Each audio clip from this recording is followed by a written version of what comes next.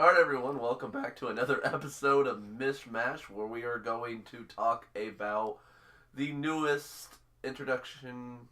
Nope. Newest iteration in the That's Marvel what Cinematic Universe. That's what I meant to say. Iteration. The Introduction is not what I meant to say. the third installment in the Thor series. This film has got really, really positive reviews. I think both of us went into it expecting it to be one of the best movies in the Marvel Cinematic Universe. First and foremost, what were your thoughts on Thor 1 and 2? Thor 1 was an okay movie. I didn't hate Thor 1. I think of it as similar to, everyone blew up about Wonder Woman, and I think a lot of that has to do with the fact that it's the first time we've had a woman superhero made competently. But I think that in a lot of ways, Wonder Woman and Thor, I have a similar regard to. And the reason that I compare the two, I know it seems kind of random, is that Thor was from Asgard, and he comes down to Earth, and he's like, I don't understand anything about Earth and its culture. It's like a fish out of water story. Whereas Wonder Woman was portrayed in a similar light. And I feel like it's okay. I think Thor, if you look at it, before the Marvel Cinematic Universe took off, we had Batman Forever, those kinds of films. Then we had the Superman films. We had the Hulk movie and all that stuff. Films of that quality and the Fantastic Four movies. I think Thor is good if you compare it to those, but I don't think it really stands out in the upper echelon if you compare it to the other movies in the Marvel Cinematic Universe. I really like two things about Thor 1. One of them was Asgard as just a city that is in the sky, and it's totally different than what we have seen in most superhero movies. It kind of takes that aspect of being a superhero and makes it even more grandiose. It puts it into another scale. Thor is a god, Loki is a god, so it's bigger. It's on a bigger scale. I like that a lot. I liked Asgard throughout the entire set of films. That's 1 through 3. I thought it was just really well done, and it was different and kind of added a different aspect to everything. The other thing I really liked is the scene where he's sitting in the coffee shop and he decides that he really likes the coffee, and he throws the cup on the ground and says, "I'll have another!" and then he doesn't realize the concept is that here on Earth, we don't throw our fine china on the ground. Now, those are the two things that stick out. Other than that, it was kind of just a run-of-the-mill movie. It didn't seem like it had a lot of standout parts. I wasn't really interested in his love story with Jane. I really didn't care that she was taken off. I know that a lot of people had a couple gripes that she just randomly disappeared. I have a gripe with that, but not necessarily that I think she exists as a character. But I'm you have Natalie Portman.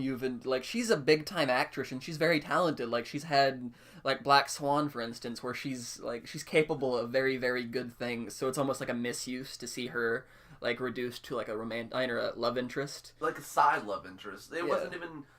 I guess in Thor 1 again, it was part of the story, but it wasn't. I didn't really care too much. It wasn't a big part of what I cared about. And Thor 1, like I said, was a middle of the road movie for me, especially since Marvel's had such great success with most of their superhero movies. It was really kind of middle of the road. Now Thor 2, on the other hand, is probably my favorite Thor. So I think the ending of Thor 2 was what really brought it all together whenever Loki is sitting there and you think he's Odin, and all of a sudden he switches back and Thor's left his hammer, and you're like, oh, that's Loki, and you just thought Loki had died. So it's actually funny is because whenever I left the theater after seeing Thor Dark World, I left it thinking this was a really good movie. I really enjoyed this. I really liked the end, like you said. However, critics and audience members, it's actually the butt of a lot of jokes. A lot of times whenever I see people talk about they compare DC and Marvel. They're DC's been doing all these things wrong, whereas what does Marvel have, besides Thor 2? And they always kind of, it's the butt of the joke is... Yeah, I've seen a bunch of critiques on it. I'm not really sure why.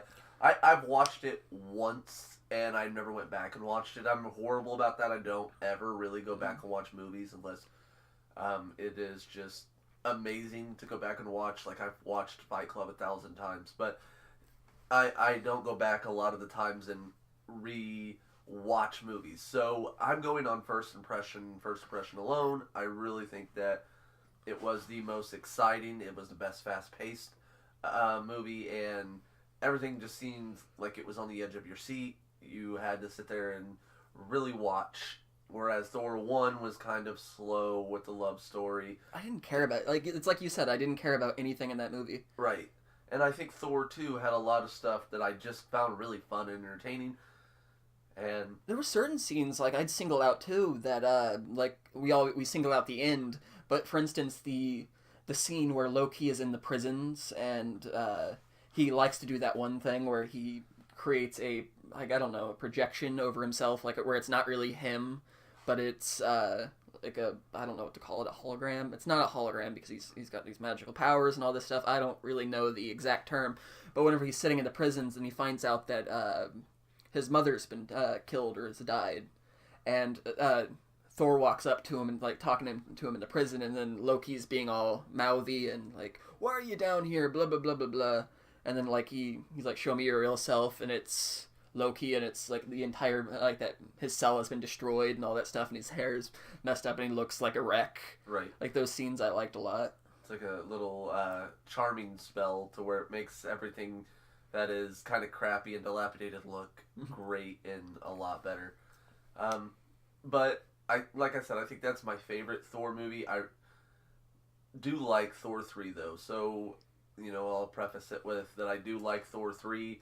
I really love the campy humor. As Nick knows, my favorite Marvel movie is definitely Guardians of the Galaxy. I like that kind of humor mixed in with the seriousness of the story, and it kind of gets everything going. You get that fast-pacedness, just kind of like you got with Guardians of the Galaxy. And one of the interviews I heard was that the directors were talking, you have, the settings on Earth are the more serious settings, and things are going throughout the plot points in one direction. And then they're going to do a space where Guardians of the Galaxy is their template. So the template for Thor 3 being in space is definitely going to be a more Guardians of the Galaxy feel. More Guardians of the Galaxy 1, although Guardians of the Galaxy 2 was still very campy and very funny. But Thor 3, I think, had a lot more humor than what we're used to seeing in a more serious cast of superheroes like Bruce Banner and Thor. I think that whenever people talk about Marvel and DC, whenever they're trying to combat them, or like, because for instance, for some reason we feel the need to compare the two, like whenever we're talking about them, I like to think about them as they're each individual movies, but one of the biggest criticisms about the Marvel Cinematic Universe is that it's too silly, which at times I think maybe carries some weight. I feel like, and that's one of the criticisms I have about Thor Ragnarok, is that I feel as though, although it was, like as you said, it's definitely more campy, it wasn't serious in pivotal moments, I think, and they could have done a lot of things better with it to have more severity with it. And we've seen, you haven't seen Civil War, have you? No, I have not watched Civil War. That is an example of Marvel being very, very serious. That dealt with very, very serious subject matter. And I don't necessarily think that they should go completely in that direction, because I think it would lose a lot of the charm. For instance, you like Guardians, I like Guardians as well. I don't want them to lose that, but I want them to be able to deal with like an antagonist, and that's one of the things that has eluded Marvel for a long time, is they've never had a strong antagonist, a good conflict to really battle against. I think one of the things that I like about the Marvel world being kind of laid back and aloof at some points is that the characters don't take themselves seriously. They are kind of, happy, joyful, kind of not taking themselves seriously and trying to get things done in the best way that they could possibly get them done. One of the things that we always run into problems with in Marvel is that their villains just aren't as well made as DC villains. At least in, like, for instance, the Nolan trilogy, and that's really. But I think that when you think of villains for superheroes, you find yourself saying the likes of, like, the Joker, the Riddler, Lex Luthor. You don't find yourself saying Dr. Octopus very often. I find myself or saying Green Goblin. Dr. Doom. Green Goblin is, I think he would be better. I like the Spider-Man movie. I really didn't like the Spider-Man movie at all, and I liked it more than Homecoming, and you didn't like. Oh, I loved Homecoming. You loved I thought Homecoming. Homecoming was amazing. And again, that was that humor in Homecoming that I think really did well, and it also in Homecoming, again, it showed that aloofness. Like, he was young, he didn't really know what he was doing, and in the serious parts, he did cry. He broke down, and he had his turmoil, and he had his trouble. But in most of life, you're going through and you're trying to make the best of it. And I think that's what Thor 3 was doing as well. There were some parts, where I don't think it needed to be serious. Whenever he saw Hulk for the first time. Yeah, those parts were really good. It's just everything else. I mean, not everything else. Like I would say overall, I liked this movie. I think it is good. The reviews had me a lot more hyped than what it turned out to be. But I do like the film. There's just some things that I think could have been done better. So I think that we both know I don't like the rating system on Rotten Tomatoes. But so it's hard to go into a movie and know what to expect from a Rotten Tomatoes kind of viewpoint. So I have jumped into this movie just remembering that I really like Thor 2, knowing that Marvel is more hit than miss on most of them. And I'm also coming off of Homecoming, which I thought was probably, like the third or fourth best Marvel movie. And so I really had high hopes for Thor. I like Chris Hemsworth. I think he's a good actor. Mark Ruffalo is the guy who plays Hulk, and I really like him as well. They had Kate Blanchett. Is that? I think that's her name. Oh yeah, that was Hela. Helen. Yeah, Mistress of Death. Which also has me wondering: is she going to be Death, or is she just going to be the Mistress of Death? Because in the Infinity Gauntlet, as you may know, he has a very big obsession with death before he goes against the Gauntlet. He being Thanos, has a huge crush on her, and that is the reason he goes to get the Gauntlet, is to kill half the population so that way he can do her bidding. So I was wondering if that is going to be their ploy on that, because I've never heard of Hela called the Mistress of Death before, except for in Thor 3. She wasn't called that, I don't believe, in the comics. I could be wrong. The thing is, I had never heard of Hela. The thing is, I went into Thor Ragnarok, and I wouldn't consider myself a comic book fan, per se. I like the movies, and I like, for instance, you and I both like the Saga graphic novels. Right. We really enjoy those. And whenever I go and read graphic novels, I generally try to stay away from superhero films, or superhero adaptations, because I think to myself, well, this is going to be adapted to a movie. We get like 4 or 5 movies a year. I don't want to spend my time reading graphic novels if it's going to be reading superhero They get novels. a lot. They're messy. Graphic novels for any of the superheroes. And there's so many issues, too. It's Marvel, difficult for me to have messy. I don't even ever understand it. I don't have the patience, I guess, to go through and look at every single little subsection. Like, this one took place before this issue, but this issue's from another sub-universe, and this issue's from a parallel universe, and this issue is if Peter Parker hadn't got bitten by a spider, and this one's if he lived in the basement of his mom. And I'm like, there is too much going on. I think that they have a main universe. I think that they've tried to clean it up over the years. I'm not familiar enough to really say that, but I know that DC's like rebooted their universe. Their universe. It's been rebooted, and I think that they have alternative universes, but they have the main come together universe as a whole. But whenever I had heard of Thor Ragnarok, the thing is, Ragnarok was a clone of Thor. That's what Ragnarok was, is he was a clone that was made, who was an antagonist that ultimately killed Thor. In the Norse mythology, Ragnarok was the end of days. But I mean, as a comic book character, that's what Ragnarok was. Is he was a clone of Thor that effectively killed him, or at least I believe he killed him. I know he was pretty much exactly the same, but their motives and actions were different. And that's what I thought this was going to be, is because with a couple of things, because Captain America: Civil War, with the Civil War graphic novels, it ended with, or I don't know if it necessarily ended with, but it featured Captain America getting shot. And I thought that was going to be the death of Captain America in the movies, just like it was in the comics, but that didn't happen either. So I went into Thor Ragnarok thinking, okay, this is going to be the death of Thor, because that is what I thought had happened in the comics, but this one doesn't focus on. Definitely happens in the comics. I believe it's a guy named Eric that actually takes over the persona of Thor, and they find out that he is a second rendition of Thor in the Infinity Gauntlet. So you're not actually dealing with the real Thor inside the Infinity Gauntlet, which is going to make it a lot different when you go into the trilogy. Or is it 2 or is it 3? For what? For the Infinity Gauntlet. It is going to be Avengers Infinity Wars. It was originally, whenever they had it titled, it was Infinity Wars Part 2, but then they changed the name and it became Untitled Avengers Film. Because I think that the reason that they did this is because they've had negative track records in the past in terms of financial prospects. For instance, whenever they had The Hunger Games Mockingbird Part 2, they noticed that they had a lot less decline, or a lot more decline, because people thought, oh, you're expanding this more than it needs to be. And, like, certain other companies have tried to do it as well, like the Divergent series, even though there's 3 books.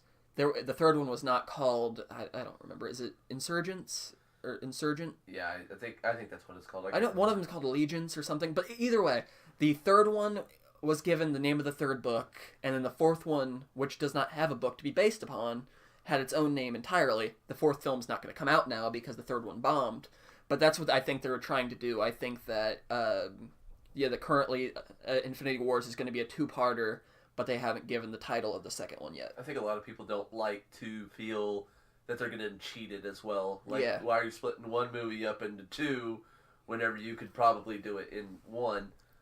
But Infinity Gauntlet had a lot of moving parts. But back to that question, I really wonder if she's going to be Mistress Death and having a bigger part inside of the Infinity Gauntlet duo of movies, because that was Thanos' main motivation. So we have to give him a main motivation to do what he's doing, and Mistress Death was that inside of the comics.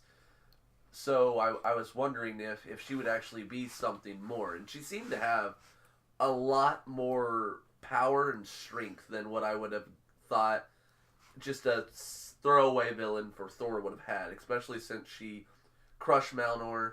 She was able to take over the Asgard, raise the dead. She had a cool elk-looking helmet. I mean... I like Cate Blanchett. I think that she is a good actress and I would definitely like to see her in this film. Like, they're lucky to have her.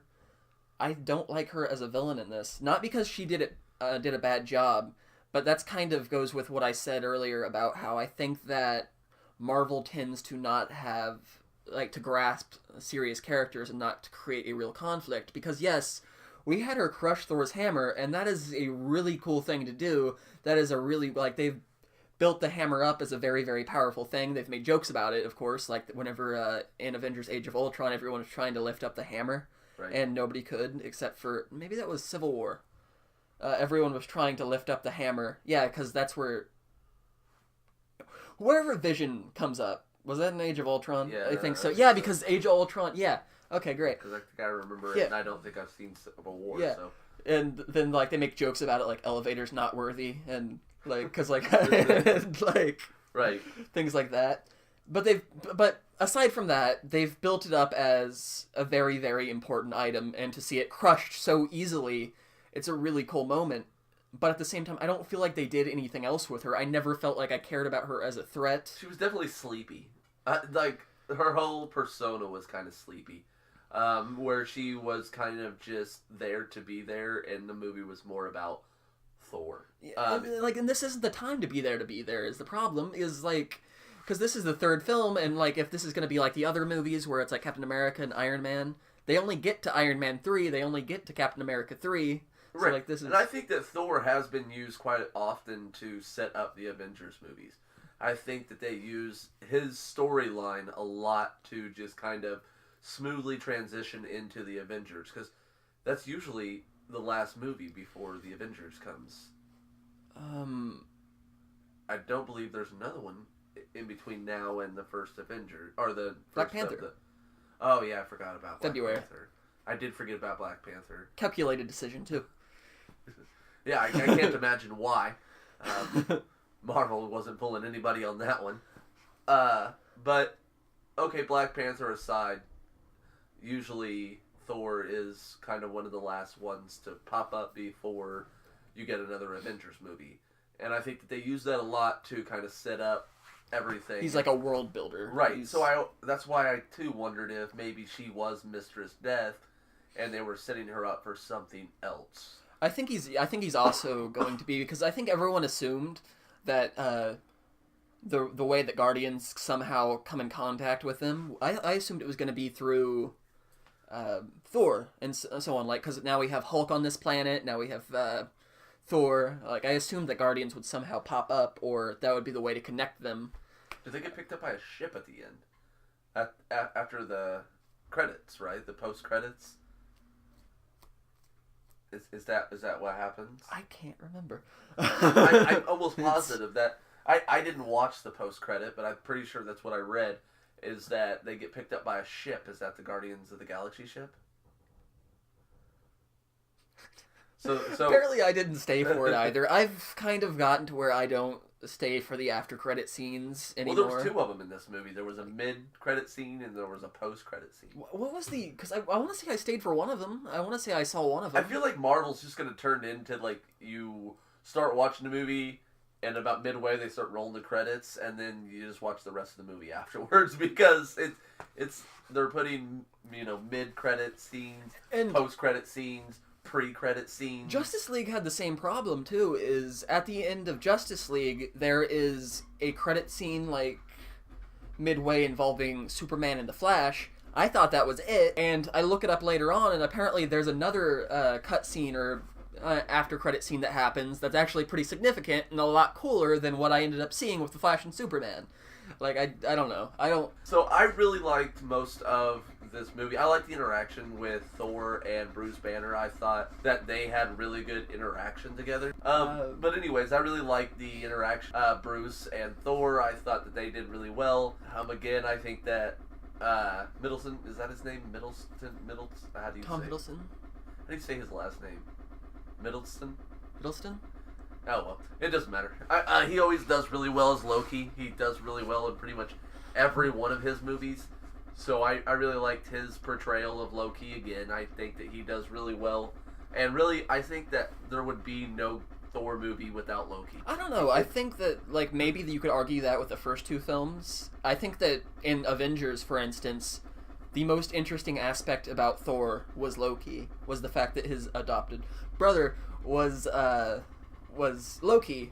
But I think that in this film, Chris Hemsworth's portrayal really comes full circle. He feels like, whenever I watch the Avengers movies, he was still funny, like, every now and again.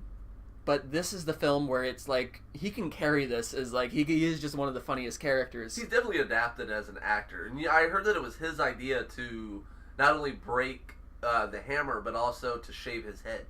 That was his idea. And because they were coming to him with, what do you think we should do with Thor's progression? And he said, I think that Thor should lose his hair and also have no weapon. So it's just him versus the world without that safety net of his hammer. So he doesn't have Odin anymore. He doesn't have the safety net of his hammer. He doesn't have his long, beautiful, flowing locks. He pretty much has nothing besides, the scraggly beard. And that's all he has. And I think that's portrayed well in the movie. Although I think it is, again, a throwaway movie. I don't think there's a lot that you really can hang on to and feel like you just need another Thor, I don't walk away thinking, I really can't wait till 4 comes out. So, if there is a Thor 4, which is really weird to say Thor 4, if there is one, I'll watch it. I'll definitely watch it. But I'm not, like, at the edge of my seat going, oh man, I can't wait, because that one really got me hyped. It was a good movie. It was funny. And it was definitely better than the other two threes.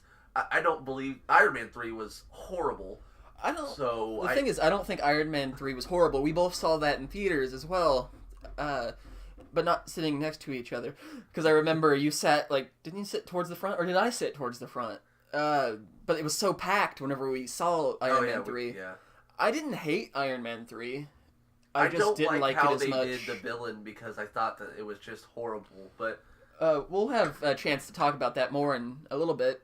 But for Thor Ragnarok, I don't hate it, and I feel like in this discussion, I feel like I've come off more negative than what I intended, because I don't dislike the film. It's very, very entertaining. It's very, very funny. There are a lot of moments in there that are really enjoyable.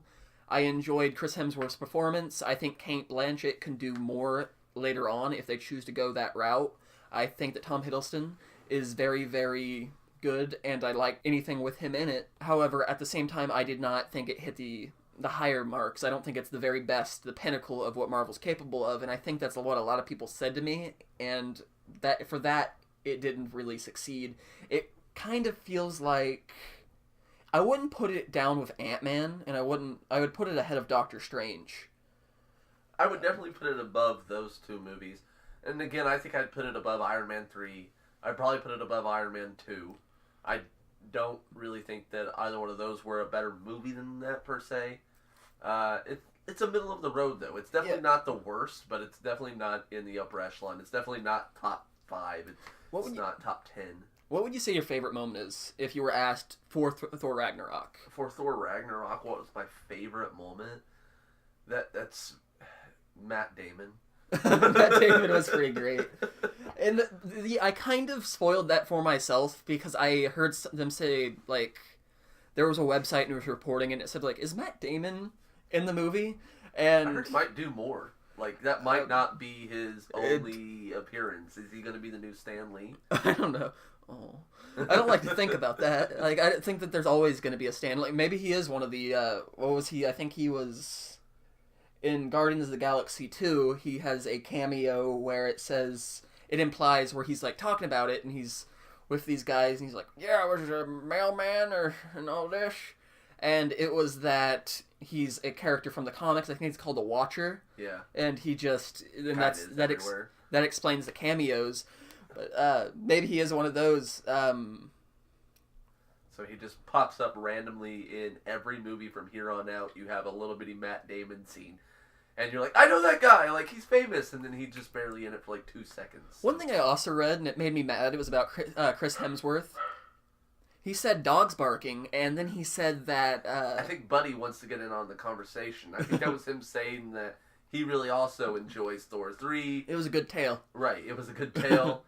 It was a real eye-opening experience. I wanted to use that joke to start it, and I forgot. I wanted to say that Thor 3 was a really eye-opening experience. One thing I read about Chris Hemsworth, though, is he said it during an interview. He's like, I didn't want to take my shirt off during this film because I was I'm so out of shape. And he's like, they told me I wouldn't have to take my shirt off. And then they said, oh, no, we put a shirt-off scene in there. And he's like, dang it. He's like, I don't look good. And the thing is, he still looks good. It's just It makes everybody else feel bad whenever people like that say they don't look good. And I'm watching Thor 3, eating a piece of cake. And I'm like, oh yeah, wish I had abs. I'm not going to get abs because that takes too long. But I wish I did have them. And he's like, I'm kind of fat. I'm like, you have a six-pack. Don't tell me you're kind of fat. To conclude, what do you think about Thor Ragnarok? I think it was a good movie, like I said again. For the 15th time, middle of the road, not the best, not the worst. I don't believe that we need another Thor. I believe that he could probably end his story in the Infinity Gauntlet, and we could probably just move on. Do I think that Marvel will do that? I don't know, because they probably will want to grab out some more cash from Thor, from Chris Hemsworth, who is now getting into the peak of his career. I think we're going to see a lot more of Chris. But I don't know that we're going to see a whole lot more of Chris as Thor, because I think once he's done with the Infinity Gauntlet, I think he's going to move on to bigger things. I don't necessarily know if he'd ever move to bigger things beyond Infinity Wars, but in conclusion for Thor Ragnarok, I do think that it was good. I don't think that it was the pinnacle, like I said. I enjoyed it. My favorite part was the scene. I think I'm torn because like I like the scene of Stan Lee, his cameo, where he's like, "You will not cut the hair of Thor." Words, man. You will not cut the hair of Thor. And then he's like takes out his scissors, and then Thor eases up and is like, "Please don't cut my hair, sir." And like that's pretty good. The scene where Loki like is like, "That's what it feels like," whenever Hulk's like slamming Thor against the ground and all that. Those scenes I liked. But we yeah, just had a fight. What happened? I won. Not really hard to believe. I like that one. Wherever Bruce wakes up and he's like, "What just happened?"